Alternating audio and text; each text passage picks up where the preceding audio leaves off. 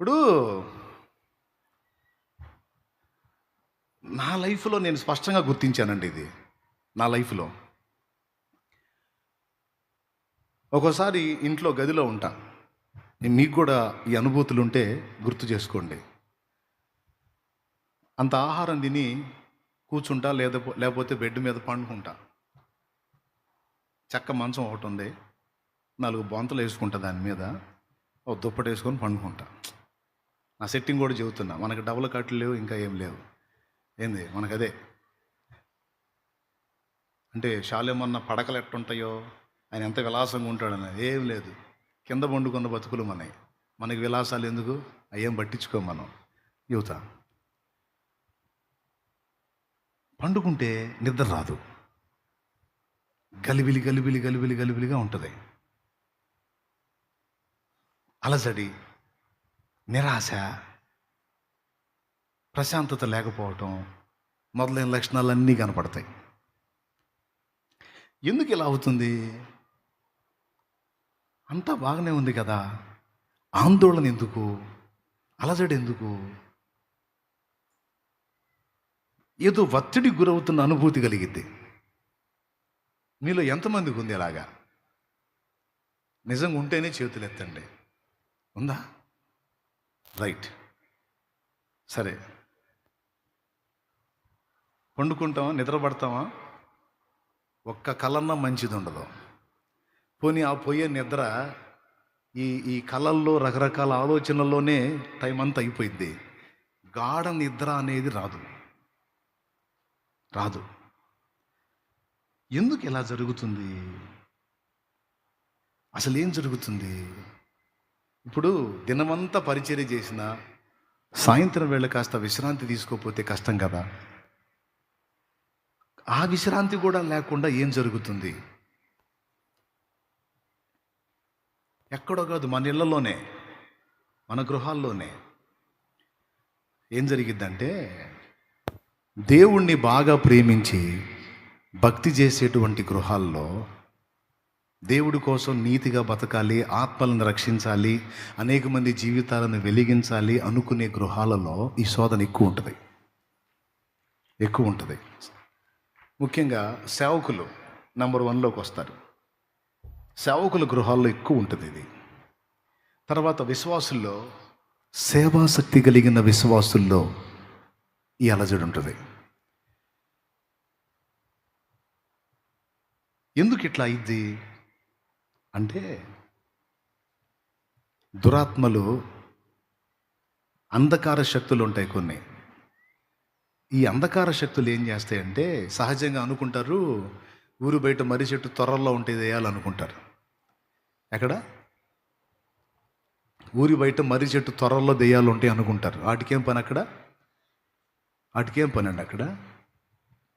మర్రి చెట్టు త్వరల్లో ఏం చేసి మ్యారేజ్లు చేసుకుంటే అయింది. మరి ఆడేం చేయను ఉంటే దెయ్యాలు, నాకు అర్థం కాదు. అవి ఆడగాదు ఉండేది. భూమి మీద దేవుని సంబంధులు ఎవరైతే ఉన్నారో, దేవుని రాజ్య నిర్మాణంలో వాడబడాలన్న కసి, పట్టుదల, రోషం, దేవాసక్తి ఎవరికైతే ఉందో ఆ ఇళ్ళు టార్గెట్ చేస్తాయి. అవి వాళ్ళ ఇళ్ళు టార్గెట్ చేస్తాయి. ఇల్లు టార్గెట్ చేసి ఆ ఇంటి మీద వేస్తాయి మకాం. అర్థమైందా? అన్యుల మీద కూడా కాదు, ఎందుకంటే అన్యులు ఆల్రెడీ వాళ్ళ గుప్పెట్లో ఉన్నారు. ఇప్పుడు ఒకడు పిస్తోల్ తీసుకొని లేకపోతే గన్ను తీసుకొని బాతుల్ని వేటాడుతున్నాడండి. ఒక నది ఒడ్డున బాతులు ఉన్నాయి, ఒకడు పిస్తోల్ తీసుకొని లేకపోతే గన్ను తీసుకొని వేటాడుతున్నాడు. 3 బాతులకేమో బుల్లెట్ తగిలింది, పడిపోయినాయి.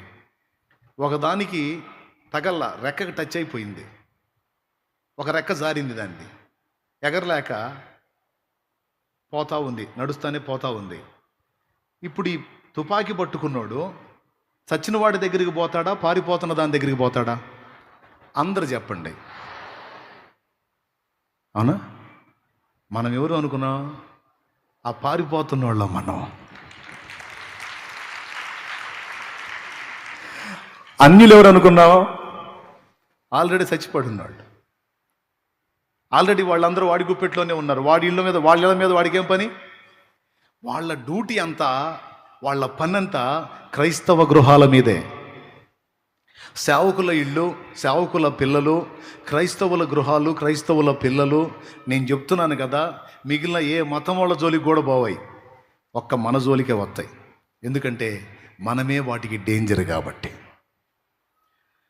ఎట్లా అవకాశం ఉంటే అట్లాగా.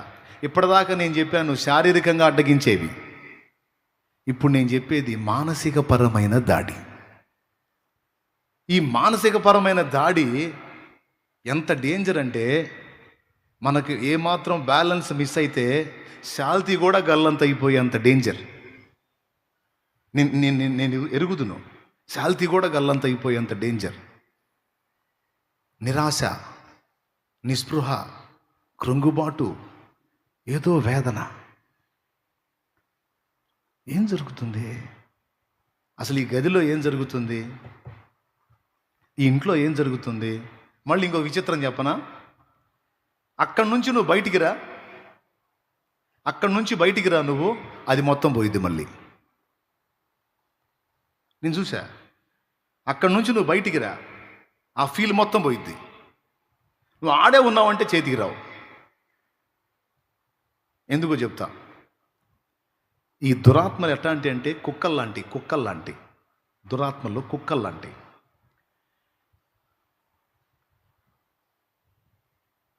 ఏ ఏరియా దేయాలి ఆ ఏరియాలోనే ఉండాలి. మళ్ళీ చెబుతున్నాను, ఏ ఏరియా దేయాలో ఆ ఏరియాలోనే ఉండాలి. ఇప్పుడు మన బజారు కుక్క పక్క బజారు పోయిద్దా? పక్క బజారు కుక్క మన బజారుకు వచ్చిద్దా? ఎందుకని?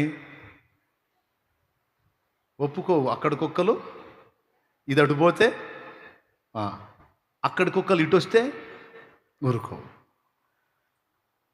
మొత్తం ఆకాశ మండలంలో దురాత్మ సమూహాలు ఉన్నాయి.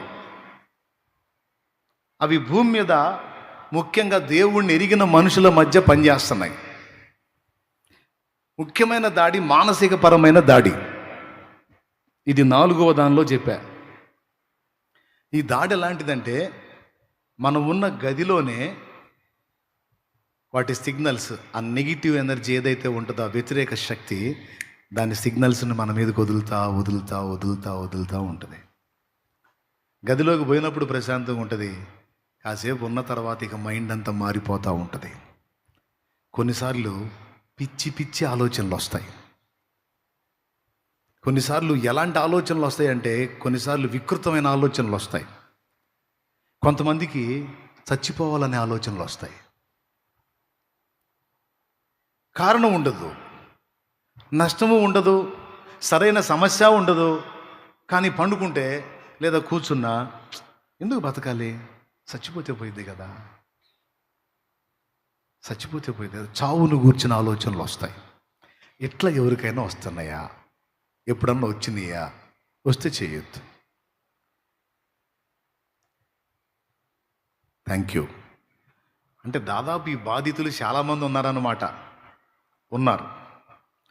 నేను అంటున్నాను, ఇవన్నీ నా మైండ్లో వస్తున్నాయిలే, ఇవన్నీ నా ఆలోచనలని నువ్వు అనుకుంటున్నావు, కానీ కాదు.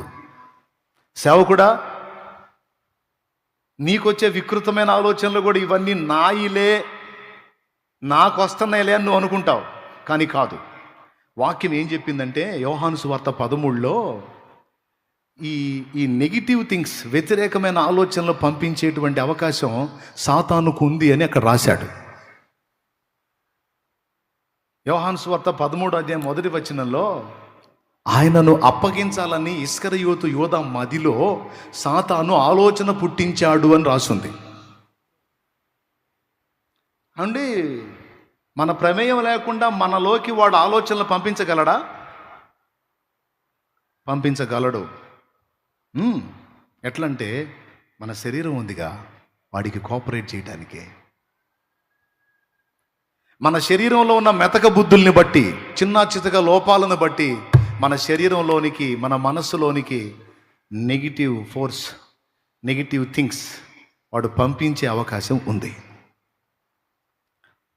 ఇది నేను బాగా గుర్తించా. ఇంట్లోకి వస్తానా, నా గదిలోకి వస్తానా, నాకు అర్థమైపోయేది ఆటోమేటిక్గా గదిలో వ్యతిరేకమైన పోరాటం ఉంది అని నాకు అర్థమైపోయింది. ఒకప్పుడు నేను దాన్ని గుర్తుపట్ల, ఇది ఎందుకు ఇలా అవుతుంది అని అనుకున్నా. తర్వాత కొంతమంది పెద్దల అనుభవాలు విన్నప్పుడు ఒరే ఇది నిజమే కదా అని అనిపించింది. ఇప్పుడు ఈ గదిలో ఇలాంటి ఎఫెక్ట్ మనకు ఉందనుకో, అక్కడ నుంచి బయటకు వచ్చి ఇంకో ప్రాంతానికి మనం వెళ్ళామనుకో, ఆ ఫీల్ ఉండదు, మనసు తేలిగ్గా ప్రశాంతంగా ఉంటుంది.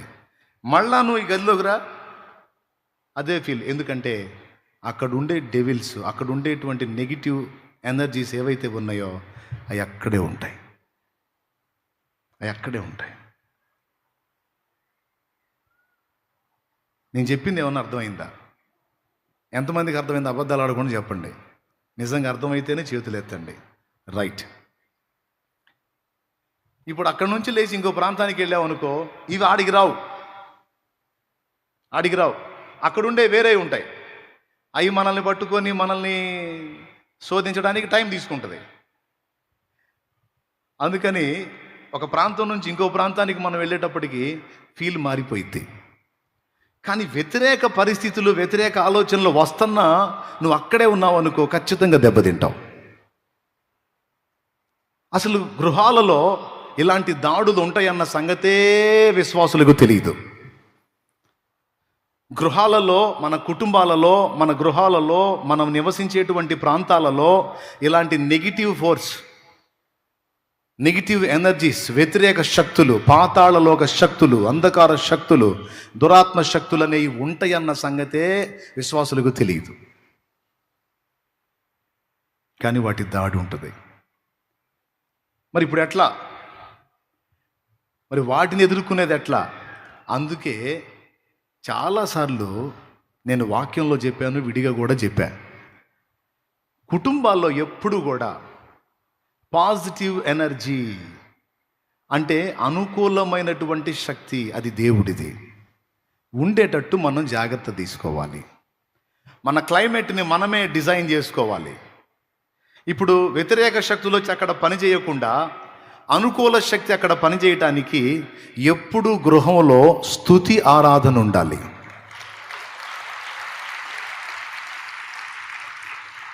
అరే ఇక్కడికి వచ్చినప్పుడు నాకు ఇలాంటి ఆలోచనలు వస్తున్నాయి, నాకు ఇలాంటి సిగ్నల్స్ తగులుతున్నాయి, ఇక్కడ డెవిల్ ఫోర్స్ ఉన్నట్టు నాకు అర్థమవుతుంది, దయ్యపు క్రియలు ఏవో ఉన్నట్టు నాకు అర్థమవుతుంది అని నీకు అనిపించినప్పుడు నువ్వేం చేయాలి తెలుసా? బలవంతంగా ఆ ప్లేస్ని వదిలిపెట్టి బయటికి రావాలి. కానీ అవి రానియో, ఏం పోతావులే, నీ బతుకు ఇంతే, నీ పరిస్థితి ఇంతే, నీ జీవితం ఇంతే, ఇది ఇట్లా తెల్లారటమే అంతే అని కనీసం నువ్వు ఉన్న దగ్గర నుంచి కదలలేనటువంటి నిరాశ వచ్చింది నీకు. అక్కడ కూడా నువ్వు బలవంతంగా వదిలించుకొని బయటపడాలి. నాకేంటి చావు ఆలోచనలు వస్తున్నాయి, నేను దేవుని మార్గంలో ఉన్న, నాకేంది లైంగికమైన ఆలోచనలు వస్తున్నాయి, నాకేంది చెత్తాల కోరికలు కలుగుతున్నాయి, ఏంది ఇప్పటిదాకా లేవే, ఇప్పటిదాకా దైవికమైన సంభాషణతో వచ్చానే, ఇక్కడికి వచ్చినప్పుడు ఎందుకు కలుగుతున్నాయి అంటే అక్కడ ఏమున్నట్టు? కుక్కలు ఉన్నాయి. అక్కడ ఏమున్నాయి? కుక్కలును మాంత్రికులను అగ్నిగంధకాల్లో పడవేయబడతారని ఉంది. ఉందా? ఏడుందో చూడండి. ప్రకటన గ్రంథంలో దొరికింది మీకు. కుక్కలును మాంత్రికులు అని అంటాడు.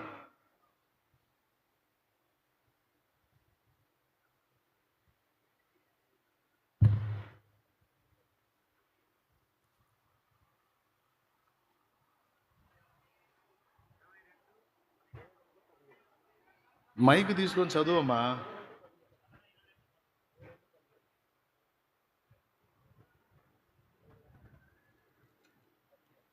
22వ అధ్యాయం 15వ వచనం. ప్రకటన గ్రంథం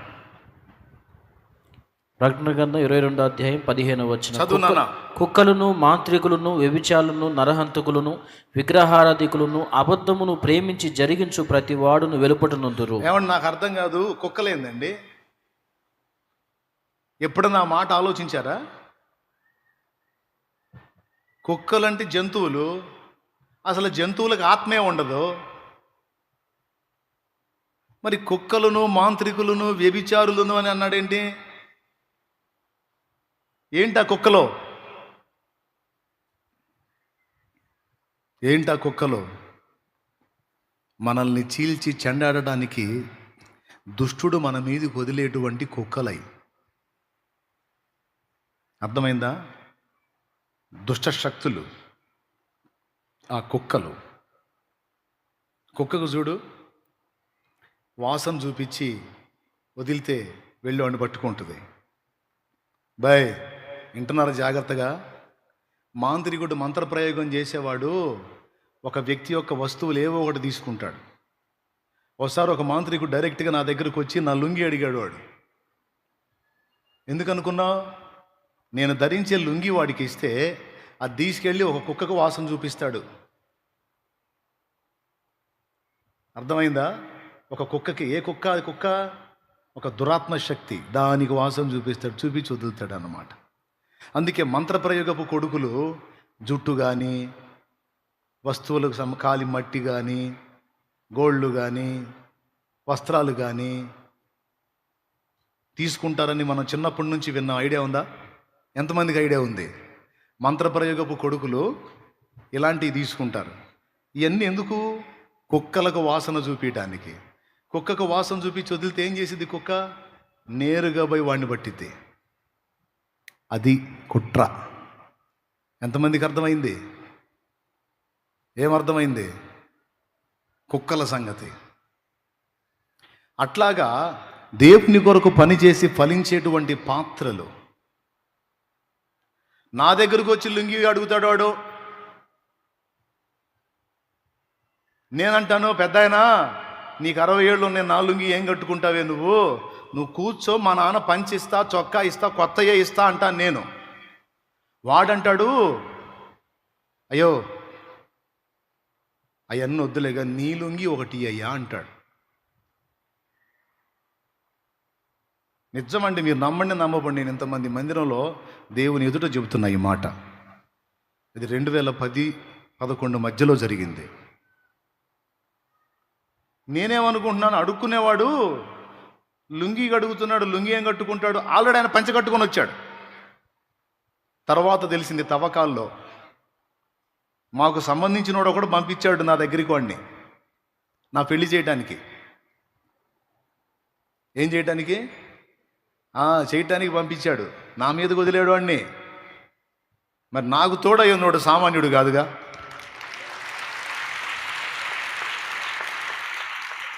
దెయ్యాన్ని నమ్మి, దెయ్యానికి మొక్కి, దెయ్యానికి ఆరాధన చేసుకునే వాడికి అంతుంటే, ఆడు దెయ్యాలనుకునే దుష్టశక్తుల మొత్తాన్ని, దురాత్మలని, సైతానుని, ఏది దెయ్యాల మొత్తానికి రాజైన సైతానుని సృష్టించిన వాడు నా దేవుడు.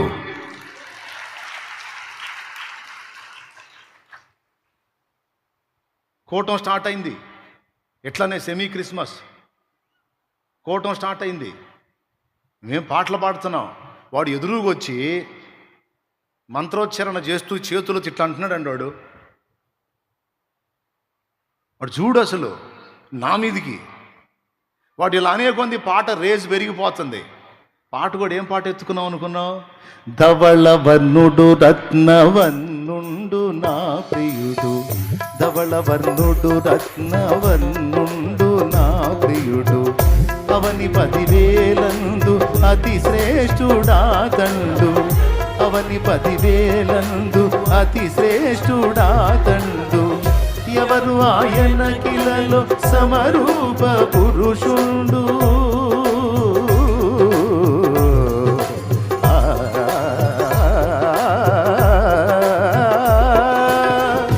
ఎవరు ఆయన కిలలో సమరూప పురుషుండు, అవలీలగానతని గుర్తింపగలనమ్మ, అవలీలగానతని గుర్తింపగలనమ్మ, ఎంతో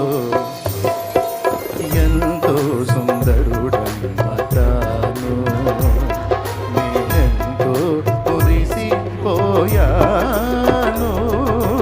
ఎంతో సుందరుడమ్మ తాను. దేవునికి మహిమ. వాడు ఉచ్చారణ చేస్తా దుష్టశక్తులు ఉసిగొలుపుతున్నాడు వాడు. కుక్కల్ని. వాడి దగ్గర కుక్కలు ఉంటే మన దగ్గర దూతలు ఉంటారు. వచ్చిన కుక్కను వచ్చినట్టు మూతి పగలగొట్టడం. రాత్రియు పగలును పాదములకు రాయి తగులకుండా, రాత్రియు పగలును పాదములకు రాయి తగులకుండా, మనకు పరిచర్య చేయుట కొరకు, మనకు పరిచర్య చేయుట కొరకు దేవదూతలు మనకుండగా, దేవదూతలు మనకుండగా, ఆనందయాత్ర ఇది ఆత్మీయ యాత్ర. యేసుతో నూతన యెరూషలేము యాత్ర, మన యేసుతో నూతన యెరూషలేము యాత్ర, ఆనంద యాత్ర.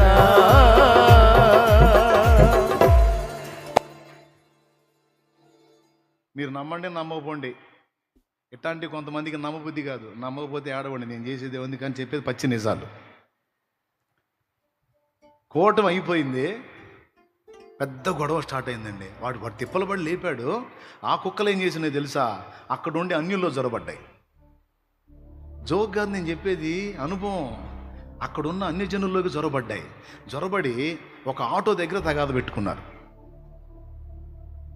తగాద పెట్టుకుంటే వీళ్ళున్నారుగా మనోళ్ళు పరిచారకులు, ఏయ్ అంటున్నారు, అని చెప్పి వీళ్ళు కూడా యుద్ధానికి దిగుతున్నారు. వాళ్ళు యుద్ధానికి, వీళ్ళు యుద్ధానికి. నా దగ్గరికి వచ్చింది వార్త, వాళ్ళొక బ్యాచ్ అయ్యారు, వీళ్ళొక బ్యాచ్ అయ్యారు, కొట్టుకోవడానికి సిద్ధమయ్యారని. నేను అప్పుడే వాడి గురించి ఆలోచిస్తాను. కొట్టుకోవడానికి సిద్ధమయ్యారన్నప్పుడు వాడు మంత్రోచ్చారణ ఎలా చేస్తారో తెలుసుగా నాకు. అది పెదవులు ఎలా కదులుతాయో నాకు క్లిక్ అయింది. ఫోటో కొట్టారు మనోళ్ళు, వాడున్నంత వరకు పడ్డది, వాడు పడలా ఫోటోలో. అంటే ఫోటో ఫ్లాష్ అయ్యేదానికి అవతల నిలబడ్డాడు వాడు. స్పష్టం, నిజం, అబద్ధం కాదు. తర్వాత వాడు ఏ ఊరు నుంచి వచ్చాడో, వాడిని ఎవడు పంపించాడో మొత్తం డీటెయిల్స్ తీసుకున్నాను. నగ్గన సత్యం. నా పని చేయటానికి వాడు పంపించాడు. దేవుడు కృప చెప్పన, పంపించినోడు పోయాడు, వచ్చినోడు కూడా పోయాడు. ఏ ఫోటో తీరా.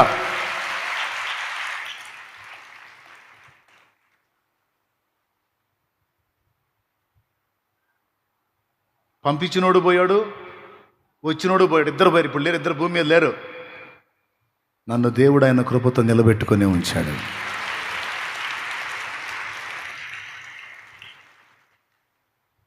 నా దేవుడు రోషం గల్ల దేవుడు. ఇట్లాంటి చెత్త ఎదవలు చేస్తారా? పత్తా లేకుండా పోతారు, నామరూపాలు లేకుండా నాశనం అయిపోతారు. ఇద్దరు తెచ్చారు. ఒకటే, మారితే మారాలా, లేకపోతే మరణమే కావాలా. రెండు ఆప్షన్ లేదు. అది జీవం గల దేవుడితో పెట్టుకుంటే. నాకు అయిపోవాల మ్యాటరు. గొడవ స్టార్ట్ అయింది. ఇక డి అంటే డి అంటున్నారు. పెద్ద గుంపు, వాళ్ళ గుంపు, వీళ్ళ గుంపు. అప్పటిదాకా దేవునికి మహిమ వచ్చింది, ఆ క్షణాన అవమానం రాబోతుంది. పరిగెత్తుకుంటూ వెళ్ళి మందిరంలో మోకాళ్ళుని ప్రార్థన చేశాను. ప్రార్థనలు ఏమడిగాని తెలుసా? వచ్చినోడు పనుడు అని నాకు అర్థమైంది. ఆడు కుక్కలను వేసుకొని వచ్చాడు. ప్రభువా, దయచేసి వాటిని బంధిస్తున్నా, యేసు నామములో వాటిని బంధిస్తున్నా. నేను వారి మధ్యలోకి వెళ్ళినప్పుడు ఆ దురాత్మలు వెళ్ళిపోయి సమాధానం రావాలి. ఆడి మాంత్రిక శక్తులన్నీ యేసు నామములో బంధిస్తున్నాను అని పోయి ఈ రెండు బ్యాచ్ల మధ్యలో నిలబడ్డా. ఏందయ్యా, ఏం జరిగిందన్న? అప్పటిదాకా ఓరి నాయన భయంకరంగా అరుచుకునేవాళ్ళు. నేను ఎంటర్ అవ్వగానే, కాదన్న నీకు ఎప్పుడన్నా ఇబ్బంది పెట్టామా మేము అన్నారు.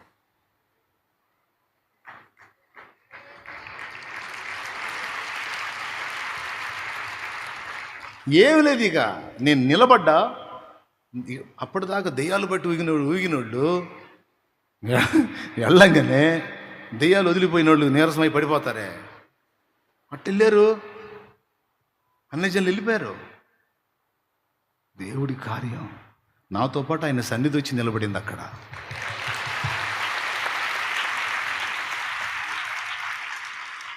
ఇట్లాంటి కుట్రలు కూడా ఉంటాయి. ఎందుకు చెబుతున్నానంటే పదే పదే చావాలి చావాలి చావాలి అనే ఆలోచన నీకు కలిగితే దాన్ని తేలిగ్గా తీసుకోవద్దు. అది నువ్వు ఎక్కడ కూర్చున్నప్పుడు ఆలోచన కలుగుతుందో గుర్తుపట్టి అక్కడ కూటం పెట్టాలి, అక్కడ చేయాలి ప్రార్థన. అందుకే ప్రతి ఇంట్లో ఎప్పుడు నేను చెబుతున్నాను, గుర్తుపెట్టుకోండి, మీరు నోరు తెరిచి పాడకపోతే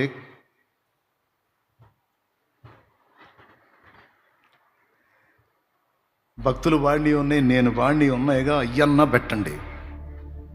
పొద్దున్న లేచిన దగ్గర నుంచి పాటలు పెట్టండి, స్తుతి వినపడేటట్టు చేయండి. ఇంట్లో అనుకూలమైనటువంటి ప్రశాంతమైనటువంటి ఆనందకరమైన ఆరాధనకరమైన వాతావరణం ఎప్పుడైతే ఇంట్లో ఏర్పాటు చేసుకుంటామో ఈ వ్యతిరేక శక్తులు కనపడవిక.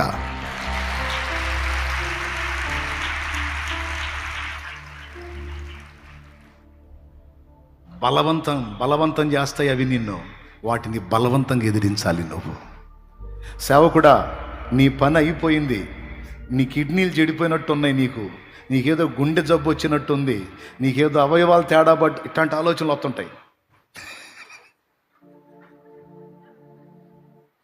నీ లివర్ ఏదో తేడా పడ్డట్టుంది, నీ కడుపులో మొత్తానికి ఏదో తేడా, నీ నరాలకి ఏదో వీక్నెస్ వచ్చేటట్టు ఉంది, నీకు పక్షవాతం వచ్చే అవకాశం ఉంది, నీకేదో క్యాన్సర్ స్టార్ట్ అవుతున్నట్టు ఉంది. ఇదంతా కుక్కల పనే. ఇది సేవకులకనే కదా, విశ్వాసులు కూడా. అబద్ధాలు ఆడుకొని చెప్పండి, ఇలాంటి డౌట్స్ ఎవరికన్నా వస్తాయా మీలో? ఎంతమందికి వస్తాయి? చేతులు ఎత్తండి. కొంచెం బాడీలో ఏదైనా తేడా వస్తే నాకేదో కొంచెం క్యాన్సర్ వచ్చినట్టుంది, నా కిడ్నీలకి వెళ్ళి నొప్పిగా ఉంది, కిడ్నీలకి ఎందుకు నొప్పిగా ఉంది, కిడ్నీలు చెడిపోయినాయేమో, ఏందో నాకు తిన్నది అరగట్ల, లివర్ తేడా పడిందేమో. ఇట్లాంటి డౌట్లు ఎంతమందికి వస్తాయి? చేతులు ఎత్తండి. భయము చాలామంది చేతులు ఎత్తారు. ఇదంతా కుక్కల పనే. ఇదంతా ఎవరి పని? ఎస్ ఎస్ ఎస్ అన్ని నెగిటివ్ ఆలోచనలు నీకు వచ్చేటట్టు చేసి చేసి చేసి అయ్యే నువ్వు నమ్మేటట్టు చేసి చివరికి అవి నీకు వచ్చేటట్టు చేస్తాయి. ఎంత డేంజర్ అనుకున్నావు? నీవు నమ్మినదే నీకు జరుగుద్దని చెప్పాడు యేసయ్య. అందుకని ఎప్పుడు నీ బాడీ చెడిపోయినట్టు, క్షీణించినట్టు, స్థితి కోల్పోయినట్టు, నీకు మరణం వచ్చినట్టు పదే పదే పదే పదే అవే ఆలోచనలు రప్పించి వాటినే నువ్వు నమ్మేటట్టు చేసి నిజంగా ఇది జరిగేటట్టు చేస్తాయి. అవి పెద్ద కుట్ర. అలాంటివి వచ్చినప్పుడు కూడా బలవంతంగా వదిలించుకొని అక్కడి నుంచి బయటపడాలి. సరిపోయిందా? దేవునికి స్తోత్రం. నేను చెప్పేది జోక్ కాదు. కుక్కల సంగతి మాత్రం మర్చిపోవద్దు. నువ్వు ఎక్కడన్నా కూర్చున్నప్పుడు నీకు అలాంటి దుష్ప్రేరణ కలుగుతుందంటే అక్కడ కుక్కలు ఉన్నట్టే. ఏ ప్రదేశానికైనా వెళ్ళినప్పుడు నీకు అలాంటి ప్రేరణలు కలుగుతున్నాయి అంటే అక్కడ ఏమున్నట్టు? కుక్కలు అంటే దుష్టశక్తులు. అప్పుడు నువ్వేం చేయాలి? 2, ఒకటి అక్కడి నుంచి పక్కకి వెళ్ళిపోవాలి, లేదా స్తుతి పాట ఎత్తుకోవాలి. స్తుతి ఎత్తుకోవాలి, అప్పుడు అయిపోతాయి. ఎందుకో తెలుసా? స్తుతించినప్పుడు ఏం జరిగిద్దంటే పరిశుద్ధాత్మ దిగొస్తాడు. నువ్వు ఎక్కడుండి స్తుతిస్తే అక్కడికి పరిశుద్ధాత్మ దిగొస్తాడు. పరిశుద్ధాత్మ ఎప్పుడైతే దిగొచ్చాడో అవి పరారు. ఇంట్లో ఎప్పుడు స్తుతి ఉండేటట్టు, ఇంట్లో ఎప్పుడు ప్రార్థన చేసుకునేటట్టు. మీరు కావాలంటే చూడండి, కుటుంబ ప్రార్థన చేయమని ఎన్ని ప్రసంగాలు చేశాను నేను. కానీ నిజంగా కుటుంబ ప్రార్థనలు జరుగుతున్నాయా? కారణం కుక్కలో. ఒక్కొక్క కొంపలో ఎన్ని కుక్కలు ఉన్నాయో, స్తోత్రం. వాటి దెబ్బకే కుటుంబ ప్రార్థనలు లేవు. అందుకని ఎటుకూడి మీరు ప్రార్థన చేయకపోయినా నా బోటోడు చేసి రికార్డ్ చేసినవి ఉంటాయిగా. పొద్దున్నే నిద్ర లేవగానే ఎవరో ఒకళ్ళు లేచిపోయి ముందు ఇంటి మొత్తం అక్కడో స్పీకర్ పెట్టుకోండి. 4 గదులకు 4 స్పీకర్లు 4 గదుల్లో పెట్టండి. పొద్దున్నే నిద్ర ఎవరు లెగితే వాళ్ళు నీకు దండం పెడతా, అది ఆన్ చేసుకోండి. సైన్యములకు అధిపతి నీకేగా నా స్తుతి, నా సైన్యములకు అని నేను పాడుతుంటా, మీకు షాకిర్ లేదుగా. ఆ బాధలన్నీ నేను పడ్డాగా. ఆన్ చేయండి, చేసి చూడండి కావాలంటే. అలాంటి నెగిటివ్ ఫోర్స్ ఉంటుందేమో చూడండి. బలవంతంగా కుక్కల్ని తరిమి కొట్టాలి, గుర్తుపెట్టుకోండి, లేకపోతే దెబ్బతింటారు. ఇంకా పాటలు పెట్టుకుంటే కుటుంబ ప్రార్థన చేసుకోవాలన్న ఆలోచన కూడా వచ్చింది. పొద్దున కానీ సాయంత్రం కానీ ఎప్పుడు ఇంట్లో స్తుతి ఉండేటట్టు చూడండి. ఫీల్ మారిపోకపోతే అప్పుడు అడగండి. అలజడులు పోతాయి, భయాలు పోతాయి, ఆందోళనలు పోతాయి. అసలు ముందు ఇంట్లో కుక్కలు వెళ్ళిపోతే దేవుని ఆత్మ సన్నిధి మనతో ఉంటుంది. అందుకే నీతిమంతుల గుడారాల్లో ఏం వినపడతాయి? గౌగౌలా. నీతిమంతుల గుడారాలలో వినబడుచున్నది రక్షణ సంగీత సునాదము. నీతిమంతుల గుడారాలలో వినబడుచున్నది రక్షణ సంగీత సునాదము. నీ కృప నిత్యముండును, నీ కృప నిత్య జీవము, నీ కృప వివరింప నా తరమా యేసయ్యా. హల్లెలూయా. నీ ఇంట్లో ఏ గదిలో నువ్వు ఉన్నప్పుడు అలాంటి అనుభూతులు కలుగుతున్నాయో ఆ గదిలో కూర్చొని ప్రార్థన చేయండి. ఆ గదిలో కూర్చొని ఆ కుక్కల్ని బంధించండి. యేసు నామంలో, యేసు రక్తంతో బంధించండి.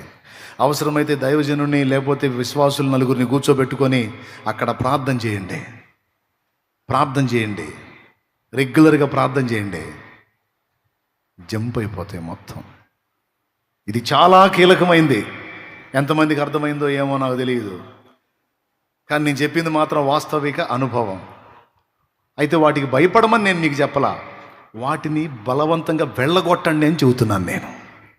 అవి ఊరు బయట మర్రి చెట్టు త్వరల్లో పాడుపడ్డ బంగళాల్లో ఉండవు. ఒరిజినల్గా క్రైస్తవుల ఇళ్లలోనే ఉంటాయి. క్రైస్తవులు ముఖ్యంగా పాస్టర్ల ఇళ్లలో ఎక్కువ ఉంటాయి. పాస్టర్లో చిక్కకపోతే పాస్టర్ల పిల్లల్ని పట్టుకోవడానికి ట్రై చేస్తాయి. కాబట్టి జాగ్రత్త.